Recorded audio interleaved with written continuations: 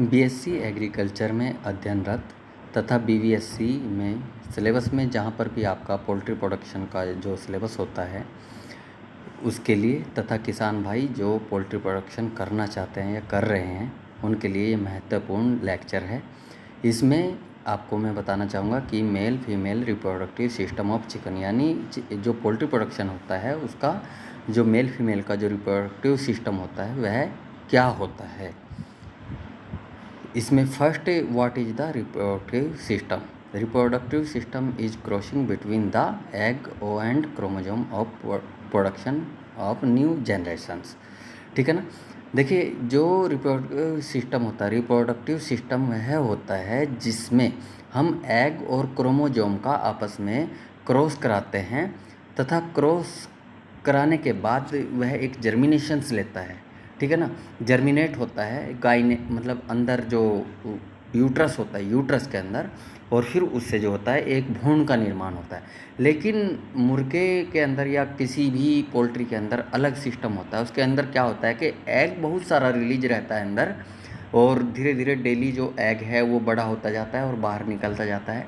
वही उसका एक एमसी भी मान लेते हैं कि एमसी होता है। ठीक है। तो जैसे ही हम उस टाइम पे अगर मुर्गे का क्रॉस करा देते हैं, क्रोमोसोम अंदर जाता है और उस एग के साथ क्रॉस कर जाता है।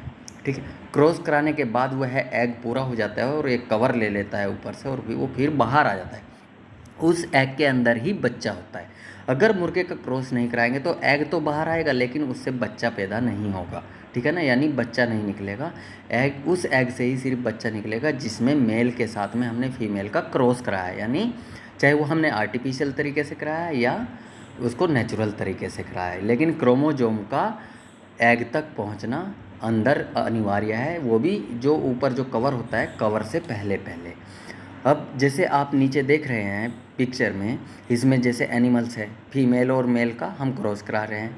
पोल्ट्री में आपने देखा होगा हैन और जो कॉक है उसका हम क्रॉस करा रहे हैं। ठीक है। इस स्थिति में क्या होता है कि जो मतलब पेनिस है वो अंदर एंटर करता है, और एंटर करने के बाद क्रोमोसोम को छोड़ देता है और क्रोमोसोम एग के साथ क्रॉस कर जाता है।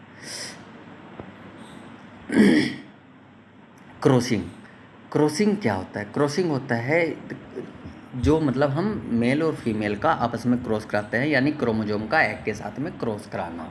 यह दो तरीके से होता है, नेचुरल इंसेमिनेशंस और आर्टिफिशियल इंसेमिनेशंस। नेचुरल इंसेमिनेशंस वह होता है जिसमें हम मेल और फीमेल को डायरेक्ट तरीके से, यानी डायरेक्ट हम क्रॉस कराते हैं और उसमें कोई भी आर्टिफिशियल तरीका नहीं लगाते हैं।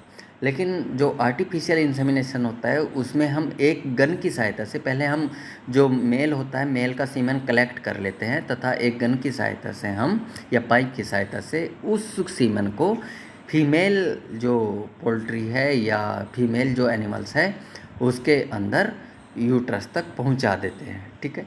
सर्विक्स में डाल देते हैं और वो यूट्रस तक पहुंच जाता है और एग के साथ में क्रॉस कर जाता है। ये आपका पोल्ट्री का जो एक्सटर्नल रिप्रोडक्टिव पार्ट है वह देख रहे हैं आप।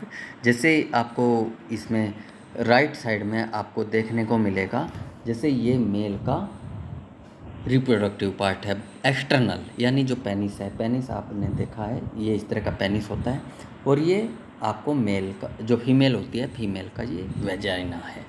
ठीक है। अब इसके बाद आप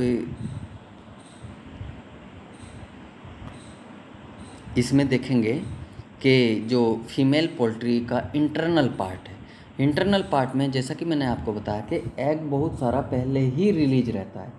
रिलीज जैसे ही आपने देखा होगा 2 महीना या 3 महीने का जैसे ही पोल्ट्री हुआ अंदर से उसका एग रिलीज होना, यानी एमसी स्टार्ट हो जाती है। और वही ये एमसी है, येलो येलो कलर में जो आपको दिख रही है ये एमसी है, यानी एग है।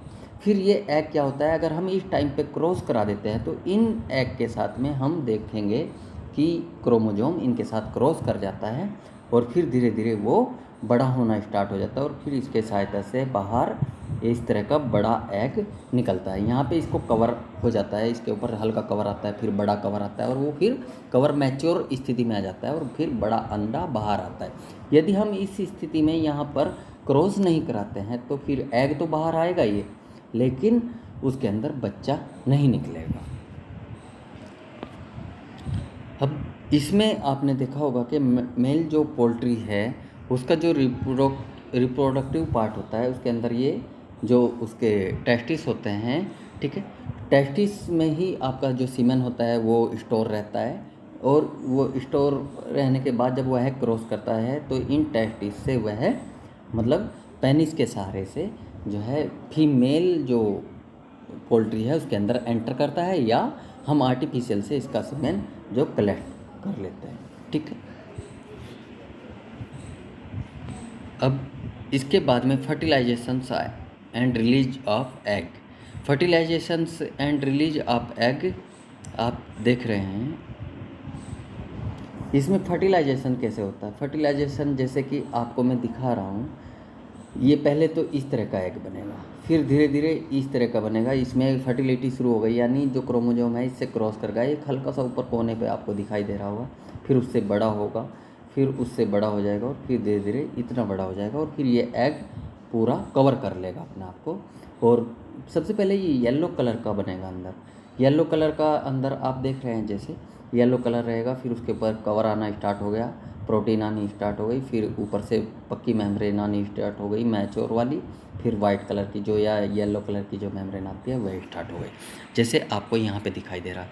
यहाँ से स्टार्ट हुआ, फिर यहाँ पे बड़ा एग बना, फिर उससे बड़ा बना, और फिर पक्का एग हो गया, यानी मैच्योर एग बन गया। यह एक प्रोसेस होती है फर्टिलाइजेशन और रिलीज की। अब इसके बाद जो इंक्यूबेट होना, यानी एग बाहर तो आ गया, अब उसको इंक्यूबेट यानी उसको हमको मैच्योर करना है, यानी उसको एक टेम्परेचर देना है।